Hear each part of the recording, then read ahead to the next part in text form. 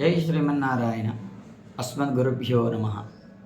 ఆళ్వాళ్ళ గురించి మనం తెలుసుకోబోయే ముందు వారి తనయను స్మరిద్దాం. భూతం సరస్య మహదాక్వయ భట్టనాథ శ్రీభక్తి సారకులశేఖర యోగి వాహాన్ భక్తాంగ్రిడేను పరకాలయతీంద్రమిశ్రాన్ శ్రీమత్పరాంకుశమునిం ప్రణతోస్మి నిత్యం. ఆళ్వార్లలో రెండవ ఆళ్వార్ పూదత్తాళ్వార్. వీరికి భూతయోగి అని కూడా పేరు. అసలు ఎవరు వీరు, ఎక్కడ అవతరించారు అనంటే మదరాసుకు చెన్నై పట్టణానికి సమీపంలో ఉండేటటువంటి మల్లపురం అనే గ్రామంలో వీరి అవతారం జరిగింది. మల్లపురం అంటే ఈనాడు మనం పిలిచేటటువంటి మహాబలిపురం. అది ఒక కళాత్మకమైన క్షేత్రం ఆనాటి రోజుల్లో, ఇప్పుడు కాదు. ఆ క్షేత్రంలో ఒక పొదలో గురువింద గింజ పొదలో వీరు అవతరించారు. గురువింద గింజ మనకు పరమ భాగవతోత్తముడైన ప్రహ్లాదుడు చెప్పిన మాటలను ప్రమాణంగా తీసుకున్నారు ఈ పూదత్తాళ్వారు. ఏమిటా ప్రమాణాలు? ఇందుగలడు అందులేడని సందేహము వలదు అని ప్రహ్లాదు చెప్పినట్టుగానే భగవంతుడు అంతటా వ్యాపించి ఉంటాడు, సర్వాంతర్యామి అని వేదం చెప్పినట్టుగానే ఈ పూదత్తాళ్వార్ అంతటా భగవంతుణ్ణి సేవిస్తూ స్మరిస్తూ కీర్తిస్తూ ఆయా సందర్భాల్లో కళ్యాణ గుణగణాలను కూడా పాడుతూ భగవంతుల్లోనే కలిసిపోయేలాగా ఉండేవారు ఈ పూదత్తాళ్వార్. కానీ మన కంటికి కనిపించేటటువంటి ప్రతి వస్తువు వెలుతురుతో కనిపిస్తుంది. కానీ నిజానికి మనం ఏమనుకుంటాం, ఇది సూర్యుడి వలన మాత్రమే మన కంటికి కనిపిస్తుంది, మనం భ్రమపడతాం. కానీ నిజానికి ఒక వస్తువు మన కంటికి కనిపిస్తుంది అనంటే వెనకాతల కారణం ఒకటి ఉంటుంది. ఆ కారణమే పరమాత్మ. ఇది తానే భగవద్గీతలో 10వ అధ్యాయంలో చెప్పుకున్నాడు. అర్జున, సమస్త లోకాలలో కనిపించేటువంటి సకల చరాచర ప్రాణికోటి అంతా అనుభవించే వస్తువుల వెనకాతల ఉండే తత్వాన్ని నేనేనయ్యా, నన్ను గమనిస్తే చాలు, ఈ విశ్వాన్ని అంత గమనించినట్లే అంటాడు భగవద్గీతలో. ఆ విధంగా ఈ పూదత్తాళ్వార్ భగవతత్వాన్ని స్పష్టంగా దర్శించిన మహనీయులు వీరు. అలా ఏదైనా ఒక వ్యక్తిని దర్శించాము అని అంటే అతడు ద్రష్ట అని అంటాం. కానీ అదే ఒక వ్యక్తి ఒక వస్తువును విరక్తి చెందింది అని అంటే జుగుప్స అని అంటారు. జిగుప్స అంటే మనము ఏదైనా ఒక మాలిన్యంతో కూడుకున్న ఒక వస్తువుని ఇప్పుడు బురదలో పట్టేటటువంటి ఒక వస్తువు పైకి తీయాలి అంటే మనం అబ్బా అని అనిపిస్తుంది. జుగుప్స అని అంటారు ఆ పదానికి. అలాగా తతోన్న జిగుప్సతే, ఈ సకల చరాచర ప్రాణికోటి అంతటికి ఆధారమైన వాడు నారాయణుడే అని వేదం ప్రతిపాదిస్తుంది. పరమాత్మతత్వాన్ని గుర్తించగలగాలి అంటే జుగుప్స ఎప్పుడు కలుగుతుంది మనకు? వేటి మీద వైరాగ్యం కలుగుతుంది? అది అశాశ్వతము అని మనలో కలిగినప్పుడు ఆ భావన కలుగుతుంది. కానీ నిజానికి ఇది మొత్తం భగవత్ స్వరూపమే, ఇదంతా భగవంతునిదే అని ఎప్పుడైతే ఈ భావన మనలో కలుగుతుందో అప్పుడు కంటికి కనిపించే ప్రతి వస్తువు మీద జుగుప్స ఉండదు, మమకారం ఉండదు, వ్యామోహాలు అంటూ ఏమీ ఉండవు. ఇప్పుడు భార్య భర్త, అలానే గురువు శిష్యుడు, ఇలా ఒక్కొక్కరికి ఒక్కొక్క రకమైన సంబంధం ఉంటుంది. ఈ సంబంధం శాశ్వతమా అంటే కాదు. భర్త భార్యకు శాశ్వతమా? కాదు. భార్య భర్తకు శాశ్వతమా?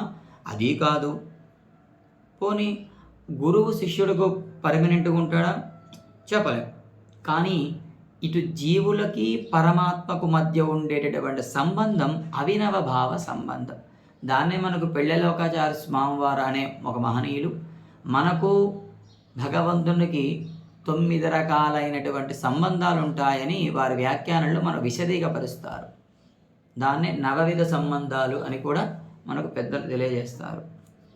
అయితే ఈ రకమైనటువంటి జిగుప్స మనుషులు కలిగినప్పుడు ఏమనిపిస్తుంది? అయ్యో ఇది అశాశ్వతమే కదా, మరి శాశ్వతమైనటువంటిది ఇంకోటి ఏదో ఉంది, దాన్ని మనం ఆశ్రయించాలి. ఇలా ఆశ్రయించాలి అనే ఆలోచనకి ప్రేమ అని పేరు. ప్రేమ అంటే ఒక చూసిన వెంటనే కలిగేది అని ప్రేమ అనం. ఇది శాశ్వతమా అశాశ్వతమా? సర్వభూతాలయందు పరిపూర్ణ ప్రేమ కలిగి ఉన్న మహనీయులు ఈ పూదత్తాళ్వార్. ప్రేమ కలుగుతుంది ఒక వస్తువు మీద, ఇది అశాశ్వతం అని తెలిసినాడు విరక్తి కలుగుతుంది. కానీ ఇది అశాశ్వతం అని తెలిసినా ఇది కూడా భగవంతునిలో ఒక వస్తువే కదా అని అనిపించినప్పుడు దాని మీద ప్రేమ కలుగుతుంది.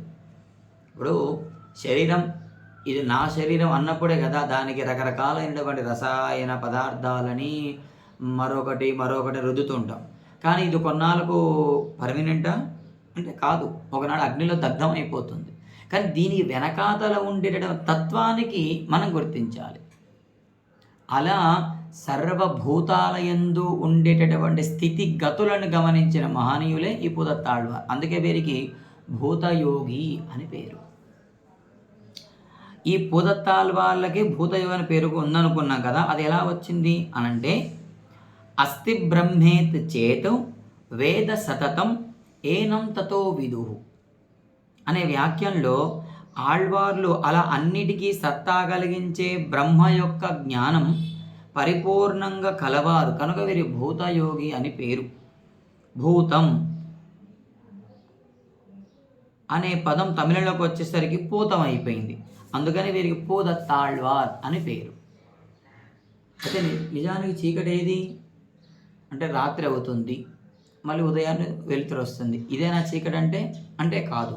మరి చీకటి అంటే ఏమిటి? చీకటిలో దీపం వలన పగటిపూట సూర్యుడి తేజోగోళం వల్ల అంధకారమై వస్తు జ్ఞానం కలగడానికి అవకాశం ఉంది. కానీ దట్టముగా మనలోపల అలముకున్న గాఢాంధకారాన్ని తొలగించే శక్తి ఈ దీపాలకు లేదు. ఉంటుందా అంటే ఉండదు అని స్పష్టం చేస్తుంది వేదం. మనసులో ఉండేటువంటి చీకటి పారద్రోలాలంటే గురువు కావాలి, ఆ గురువును ఆశ్రయించాలంటే సమాశ్రయణం పొందాలి. ఇలా కొన్ని ఉదాహరణలు, ఉపమానాలు, ఉపేయాలు ఇవన్నీ ఉంటాయి. కనుక అంతరమైన తమస్సుని కూడా అంటే ఈ రకమైన లోపల మనస్సుని కూడా ఛిద్రం చేసి భగవత్ తత్వాన్ని లోపల వెదజల్లడం కోసమే ఈ పూదత్తాళ్వార్ ఒక దీపాన్ని వెలిగించారు. దానికి జ్ఞాన తమిళ్ పురిందనాన్ అంటూ ఒక పాసురంతో ఆరంభమైనటువంటి ఈ ప్రబంధం సుమారు 100 పాసురల లాగా లోకానికి అందించిన మహనీయులు. అంటే పూదత్తాళ్వార్ కఠిన పర్వతాల శిలను కూడా భేదించగల శక్తి శ్రీయపతి హస్తాలలోని కౌమోదకి అనే గదకి ఉండడం చేత అజ్ఞాన చీకటులను భేదించగలిగిన ఈ ఆళ్వార్లు కూడా భగవంతుని ఆయుధాలలో ఒకటైనటువంటి కౌమోదకి అంటే గద అనే అంశ ద్వారా వీరు అవతరించారు అని వీరి చరిత్ర చెబుతుంది. కనుక వారు ఎంతసేపటికి గాఢాంధకారంలో ఉండేటటువంటి మనస్సు ఇంద్రియాలని కూడా జ్ఞానం అనే కాంతి ద్వారా ప్రసరింపజేసి ఇంద్రియాలను కూడా భగవంతుని సేవలో తరించేలాగా వారు ఒక మార్గ నిర్దేశకం చేసిన మహనీయులు పూదత్తాళ్వార్. పంచభూతాల యందు కానీ సమస్త ప్రాణుల యందు కూడా భగవంతుణ్ణే సేవించిన మహనీయులు వీరు. అలాంటి మహనీయుల యొక్క అవతారాన్ని ఈరోజు మనం తెలుసుకోగలిగాం. వీరు మనకు ఆలయాలు దర్శనం ఇస్తారు ఆళ్వార్లందరూ. నిజానికి ఆళ్వార్లు లేని ఆలయాలు తీర్థం తీసుకోవడానికి పనికిరాదు. జై శ్రీమన్నారాయణ.